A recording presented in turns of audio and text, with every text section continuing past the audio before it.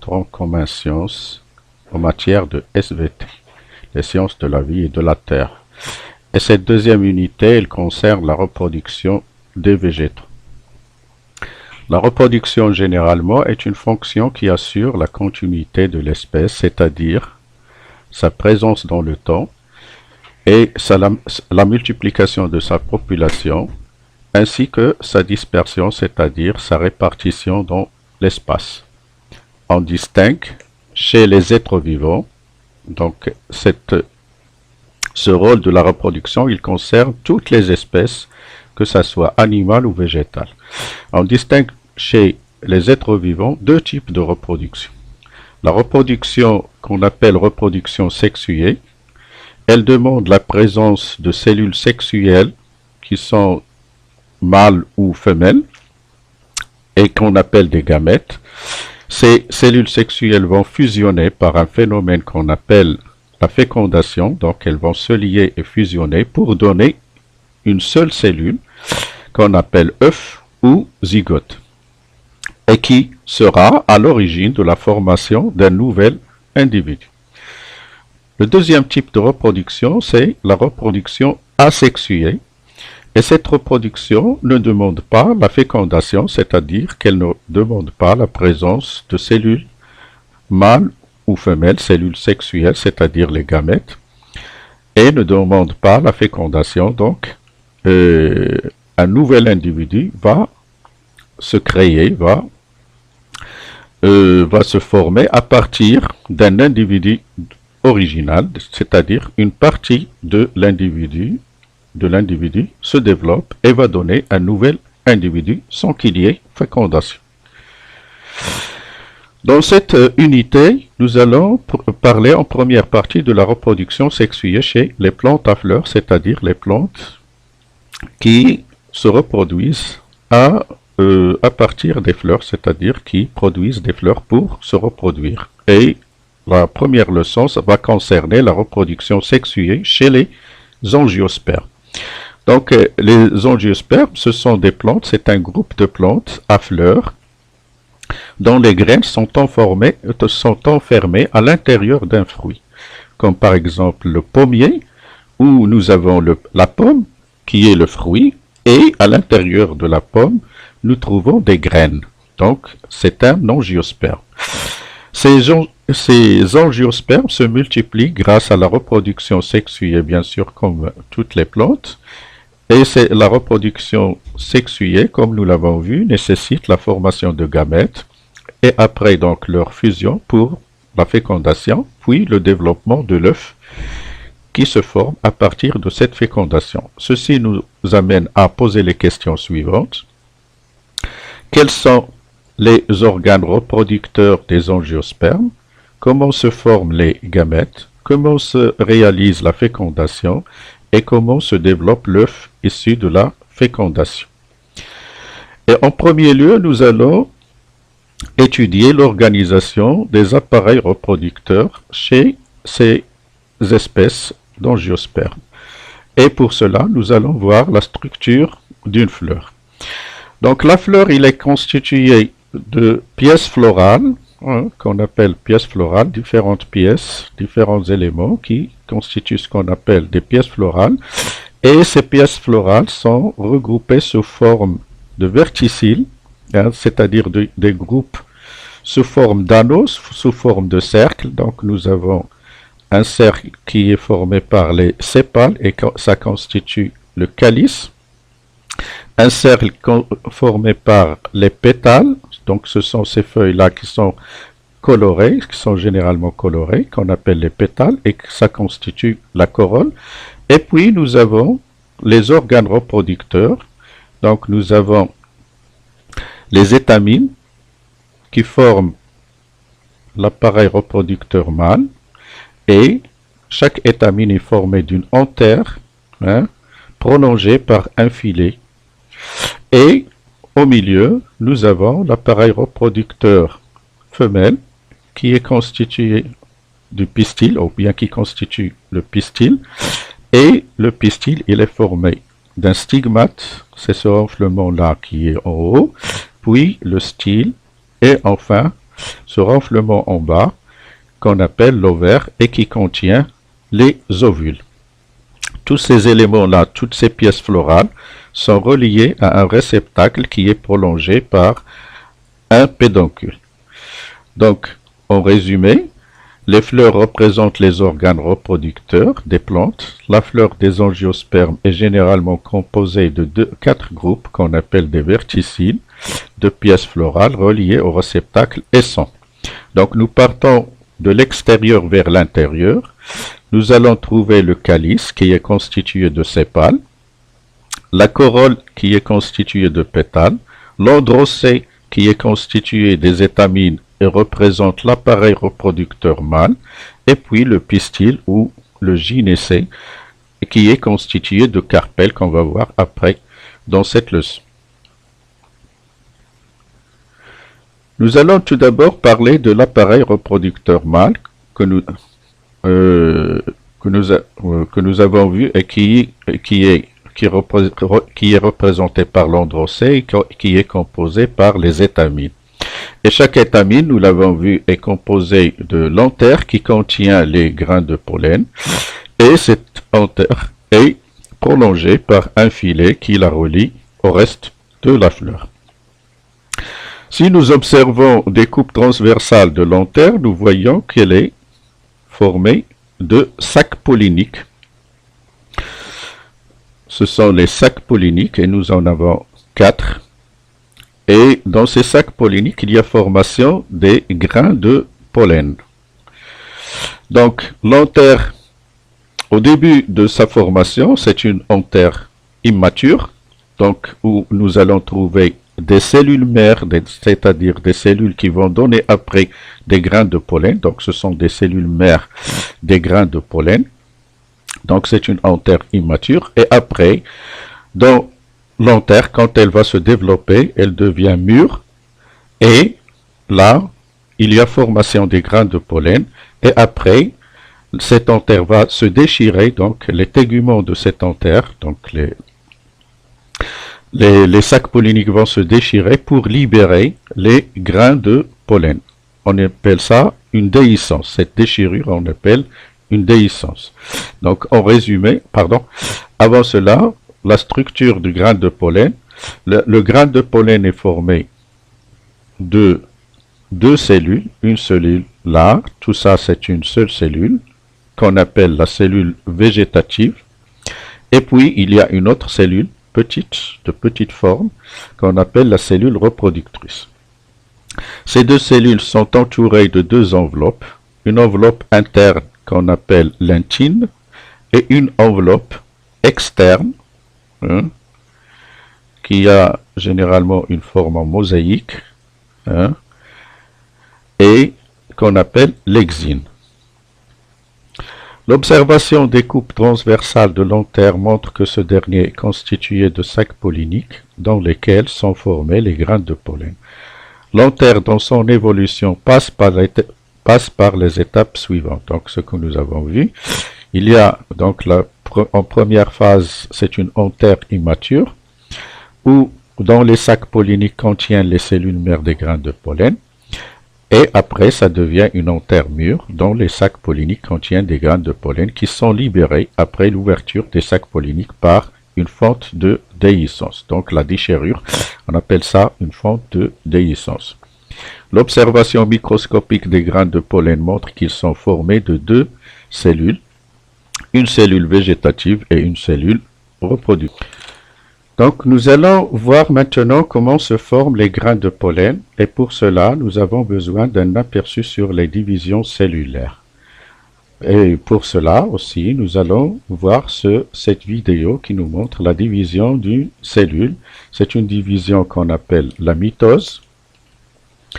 Et lors de cette division, vous voyez ces éléments-là qui ressemblent à des vers de terre. Ce sont les chromosomes. Donc ces chromosomes se dispersent à l'intérieur de la cellule, au milieu du cytoplasme, et vous allez voir que chaque chromosome est formé de 2 éléments, de filaments allongés, sont reliés ici par ce qu'on appelle le centromère, Et ces deux éléments-là s'appellent des chromatides. Donc, chaque chromosome que vous voyez ici est formé de deux chromatides. Et ces chromatides, comme vous voyez ici, donc, les chromosomes vont s'arranger au milieu de la cellule et puis chaque chromatide va se séparer de sa sœur et les chromosomes donc vont former deux groupes de chromosomes. Chaque groupe va se diriger vers un pôle de la cellule. Ces chromosomes vont se regrouper pour former un noyau dans chaque pôle et la cellule initiale va se diviser pour donner deux cellules filles. Nous allons voir donc les chromosomes, on peut les arranger de cette façon pour avoir ce qu'on appelle le karyotype. Pour la cellule humaine, pour les cellules de l'homme, et pour les espèces, nous pouvons trouver, pour les autres espèces, nous pouvons trouver deux types de cellules chez les espèces. Nous allons trouver des cellules qu'on appelle diploïdes, c'est-à-dire que les chromosomes se trouvent en double, c'est-à-dire en paire. Pour chaque chromosome, il y a un chromosome qui lui ressemble. Donc vous voyez, pour chaque numéro, nous avons deux chromosomes. Ce sont des paires de chromosomes et ce sont des chromosomes homologues. Cette cellule est une cellule diploïde. On écrit sa formule chromosomique sous forme de 2n est égal à 46. Par contre, les cellules haploïdes, nous voyons qu'il n'y a qu'un seul chromosome pour chaque numéro, c'est-à-dire que chaque chromosome n'a pas son homologue dans la même cellule. C'est pourquoi on appelle ça une cellule haploïde et sa formule chromosomique s'écrit N égale 23 pour l'homme. Chez les êtres vivants, on peut distinguer donc deux types de cellules, des cellules diploïdes dans lesquelles chaque chromosome a un chromosome homologue. Ainsi, le nombre de ces chromosomes est toujours pair et sa formule chromosomique s'écrit 2n. Donc, la cellule a un nombre 2n de chromosomes. Exemple, chez l'homme, nous avons 2n est égal à 46 dans une cellule diploïde. Les cellules haploïdes, dans lesquelles chaque chromosome est unique, et la formule chromosomique de la cellule est sous forme de n. Exemple, chez l'homme, nous avons 2n est égal à 23.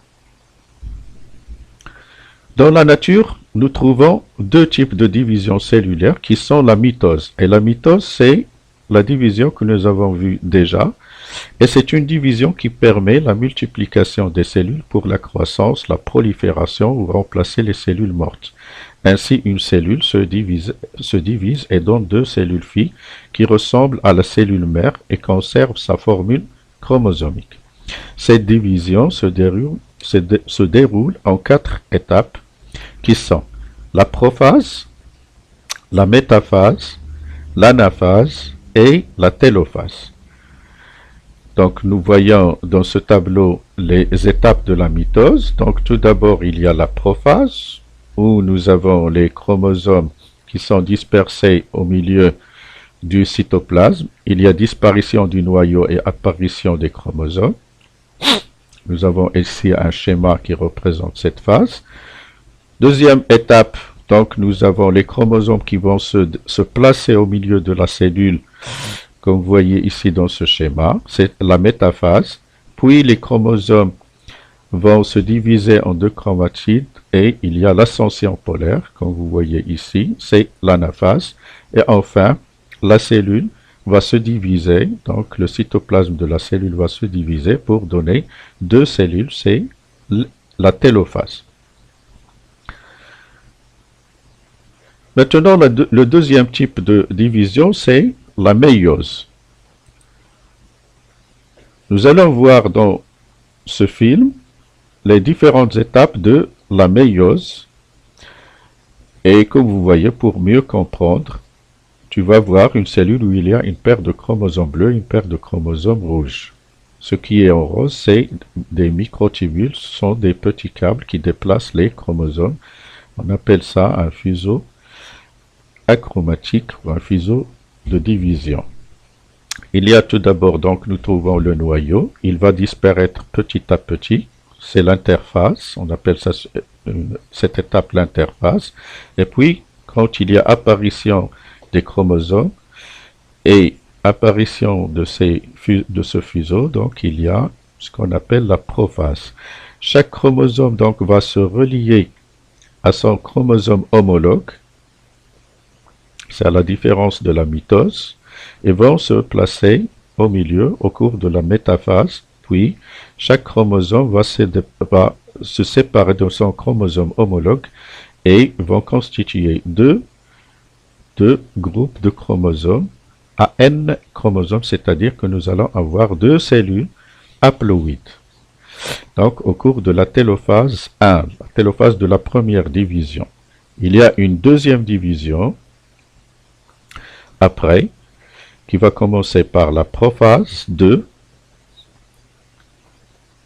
et donc au cours de la prophase 2, donc il y a les chromosomes qui vont se disperser dans le cytoplasme et vont après dans la métaphase se placer au milieu, et après il y a division de chaque chromosome en chromatide, et ces chromosomes vont se joindre donc dans un pôle pour former le noyau de chaque cellule, et nous avons la formation de 4 cellules au cours de la télophase 2.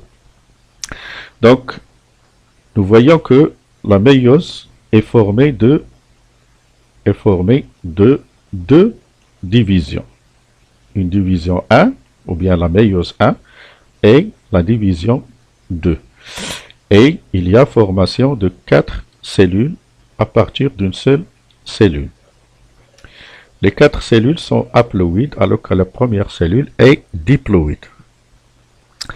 Nous allons voir donc maintenant des images réelles, mais les couleurs que vous voyez ici, ce rouge et ce bleu, ne sont pas réelles. Donc ce sont des images, bien des colorations de synthèse. Vous voyez qu'il y a accouplement de chaque chromosome avec le chromosome homologue au cours de la prophase 1.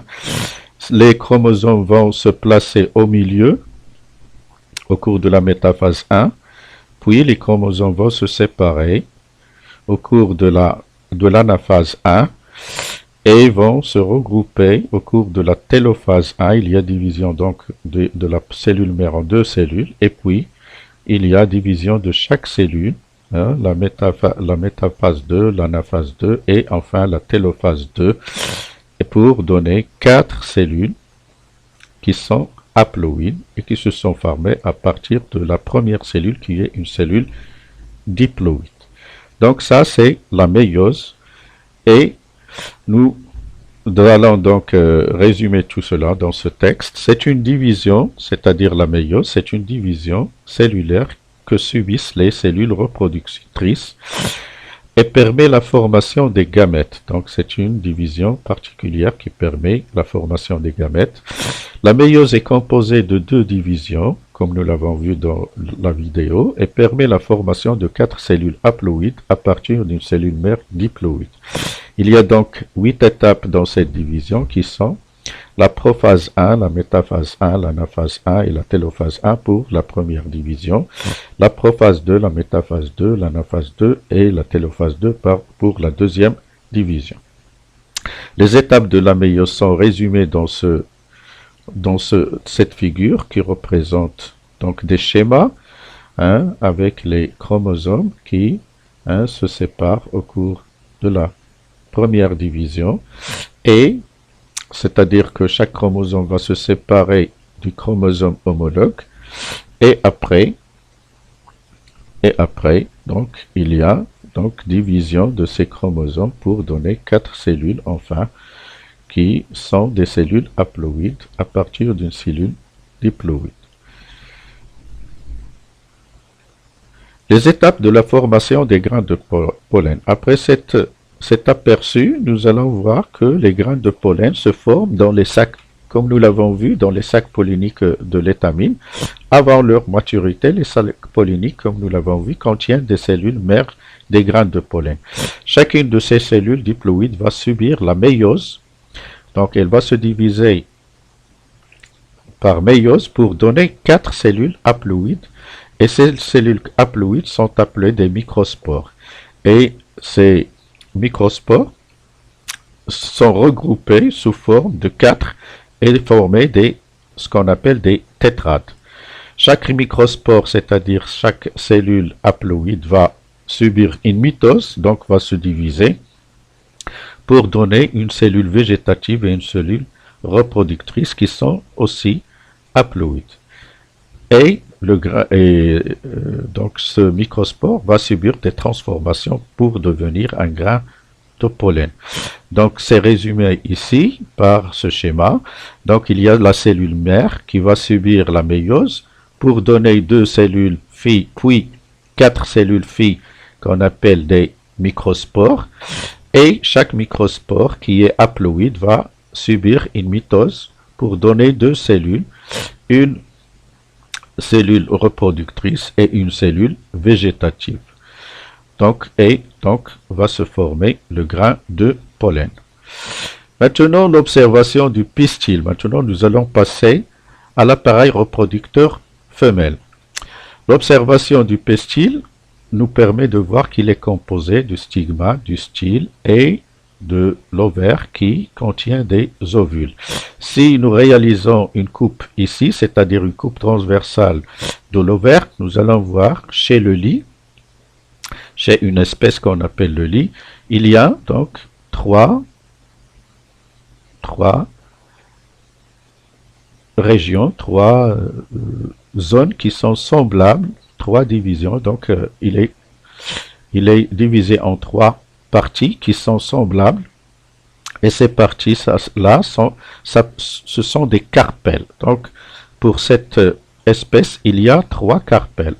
Et les carpelles, ça diffère d'une espèce. Le nombre de carpelles, ça diffère d'une espèce à une autre. Donc nous avons ici pour cette espèce qui est le lit, 3 carpelles, et chaque carpelle contient des ovules, un nombre déterminé d'ovules. L'observation de l'ovule nous permet de voir que l'ovule qui est là, elle est composée de ce qu'on appelle un sac embryonnaire et qui se trouve au milieu d'un tissu qu'on appelle la nucelle, ou bien le nucelle, et il est entouré, ce nucelle est entouré de téguments, donc des enveloppes, et que vous voyez là, il n'y a pas ces téguments-là, donc ne se trouve pas ici, et cette partie-là s'appelle le micropyle. Donc l'ovule est constitué de 2 téguments qui entourent un tissu appelé nucelle. Ce dernier renferme le sac embryonnaire qui se situe près d'une ouverture appelée micropyle. L'observation, la formation du sac embryonnaire. Tout d'abord, nous allons voir le sac embryonnaire. Le sac embryonnaire est là. Il est constitué d'une cellule qui se trouve ici et qui se trouve près du micropyle. Et cette cellule s'appelle l'oosphère, c'est le gamète femelle. Et elle est entourée de 2 cellules qu'on appelle des synergides. Donc, et de l'autre côté, donc de ce côté-là qui est proche du micropyle, nous avons l'oosphère et les 2 synergides. Et de l'autre côté, dans le pôle opposé, nous trouvons des antipodes, 3 cellules qui constituent des antipodes. Au milieu, nous avons la cellule principale du sac embryonnaire et elle contient 2 noyaux. Pardon, 2 noyaux de la cellule du sac embryonnaire. Donc l'observation du sac embryonnaire montre qu'il est formé de 7 cellules, l'oosphère qui est le gamète femelle, qui se situe près du micropyle. Les synergides sont 2 cellules qui entourent l'oosphère. Donc ce sont 2 cellules qui se trouvent autour de l'oosphère. Les antipodes, ce sont 3 cellules qui se trouvent dans le pôle opposé à l'oosphère. Une cellule centrale à 2 noyaux. Donc au total 7 cellules et 8 noyaux. Les étapes de la formation du sac embryonnaire. Donc le sac embryonnaire va se former à partir d'une cellule mère qui se trouve dans le nucelle, Cette cellule mère va subir une méiose pour donner 4 cellules. Vous voyez là. 1, 2, 3, 4. Il y a 3 cellules qui vont disparaître, c'est-à-dire s'atrophier. Hein, et il reste une seule cellule qu'on appelle le macrospore. Ce macrospore va subir 3 divisions, 3 mitoses pour donner 8 noyaux. Et ces 8 noyaux vont se répartir en 7 cellules. Donc les 7 cellules vont avoir les 8 noyaux qui se sont formés à partir du microspore. Et les 7 cellules, ce sont les cellules du sac embryonnaire qui sont l'osphère, les synergides, les antipodes, et au milieu, il y a 2 noyaux qui forment les noyaux du sac embryonnaire.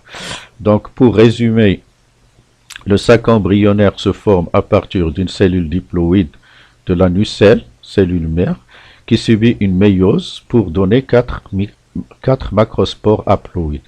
3 de ces cellules s'atrophient alors que la 4e croît et subit 3 mitoses pour donner 8 noyaux qui se répartissent entre les 7 cellules du sac embryonnaire.